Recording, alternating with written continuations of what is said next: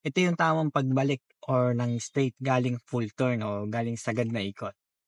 So, kapag nakasagad ng kanan or kaliwa ang ating gulong, so yung ating gulong ay nakaganito, nakapaling sa kanan. So, ibabalik natin sa straight. Madaming nalilito dito sa part na to. So, para hindi kayo malito, magbilang kayo ng 2 beses kapag galing full turn.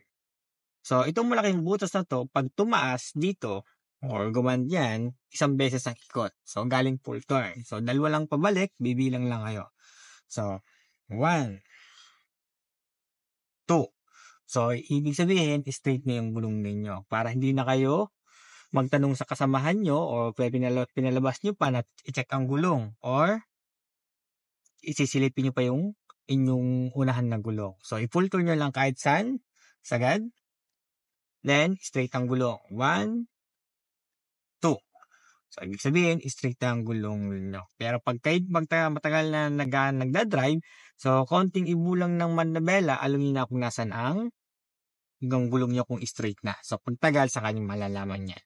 Pero sa mga beginners talaga, yan muna. Bago tumakbo, isagad nyo muna sa kanan or kaliwa kung hindi kayo sure. Then, straight, 2 beses lang, pabalik. Yun lang. Drive safe.